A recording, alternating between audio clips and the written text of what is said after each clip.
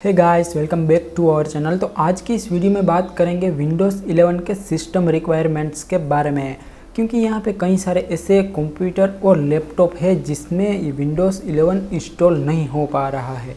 तो ये दिक्कतें अभी काफ़ी टाइम से मतलब कि अभी शॉर्ट टाइम में काफ़ी देखने को मिली है, क्योंकि कई सारे ऐसे लैपटॉप है जिसमें कुछ ऐसी सिस्टम रिक्वायरमेंट्स है जिसको आपको इनेबल करना होगा, तभी आप विंडोज़ 11 को इंस्टॉल कर पाओगे। तो वीडियो अंत तक देखते रहिए। आज की वीडियो में इसी के बारे में बात करेंगे कि आप कैसे इंस्टॉल कर सकते हो या तो फिर आप अपने कंप्यूटर को विंडोज़ 11 में अपग्रेड कर सकते हो। विंडोज़ 11 काफ़ी मतलब कि बहुत ही कमाल का ऑपरेटिंग सिस्टम है, क्योंकि यहाँ पे कई सारे ऐसे फीचर्स दिए गए हैं जो कि हमें विंडोज़ 10 में अभी तक देखने को नहीं मिले थे। क्योंकि पहले हम जब भी कोई भी एंड्रॉयड एप्लीकेशन इंस्टॉल मतलब कि यहाँ पे इस्तेमाल करना चाहते तो वहाँ पे कुछ जुगाड़ वगैरह करना पड़ता था। ब्लूस्टैक वगैरह एप्लीकेशन को इंस्टॉल करने के बाद आप कुछ एंड्रॉयड एप्लीकेशन को इंस्टॉल कर सकते थे, यूज़ कर सकते थे। लेकिन यहाँ पे विंडोज़ 11 में वो सब कुछ आपको प्री इनबिल्ट देखने को मिल जाएगा। यहाँ पे आप किसी भी टाइप के एंड्रॉयड एप्लीकेशन को यूज़ कर सकते हो। लेकिन कुछ ऐसी दिक्कतें सामने आई है जिसकी वजह से आप विंडोज़ 11 को इंस्टॉल नहीं कर पा रहे हो। कई सारे ऐसे लोग हैं जो इस विंडोज़ 11 को अपग्रेड नहीं कर पा रहे हैं। तो यहाँ पे दिक्कत वाली बात ये है कि जब माइक्रोसॉफ्ट की इवेंट रखी गई थी तब यहाँ पे कोई भी मतलब कि किसी भी टाइप की सिस्टम रिक्वायरमेंट्स के बारे में बात नहीं की थी। लेकिन जब लोगों ने विंडोज़ 11 को इंस्टॉल करना स्टार्ट किया, डाउनलोड करना स्टार्ट किया, उसके बाद जब वो अपने कंप्यूटर या तो फिर लैपटॉप में ये विंडोज़ 11 की सिस्टम इंस्टॉल कर रहे थे तब ऐसी दिक्कतें सामने आई है। तो विंडोज़ 11 के लिए सबसे ज़्यादा आपको 3 चीज़ों का ध्यान रखना है, क्योंकि ये चीज़ें काफ़ी मतलब कि ज़्यादा इम्पोर्टेंट है।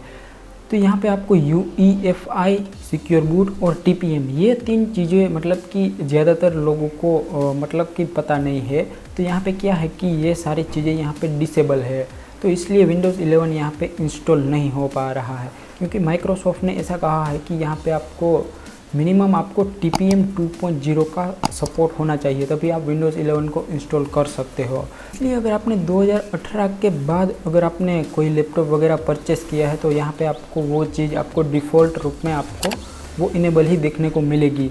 लेकिन अगर उससे पहले का अगर लैपटॉप है तो वहाँ पे आपको बायोस में जाकर उसको इनेबल करना होगा।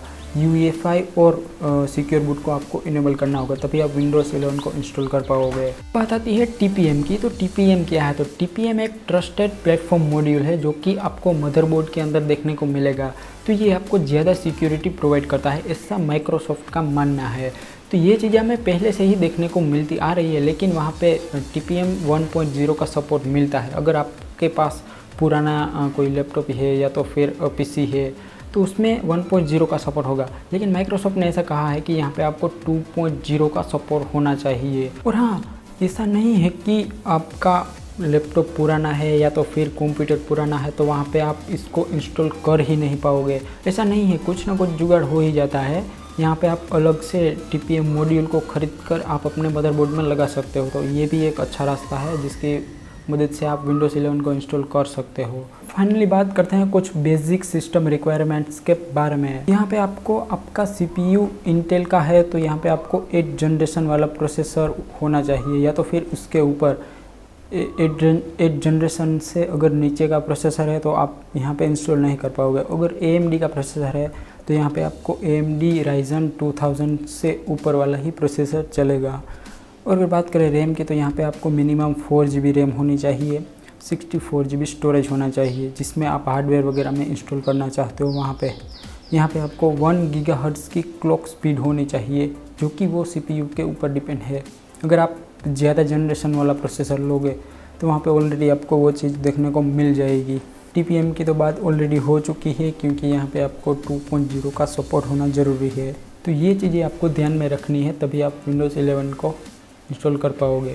और आगे आपको कई सारे ऐसे जुगाड़ भी देखने को मिल सकते हैं जिसका उपयोग करके आप विंडोज़ 11 को इंस्टॉल कर सकते हो।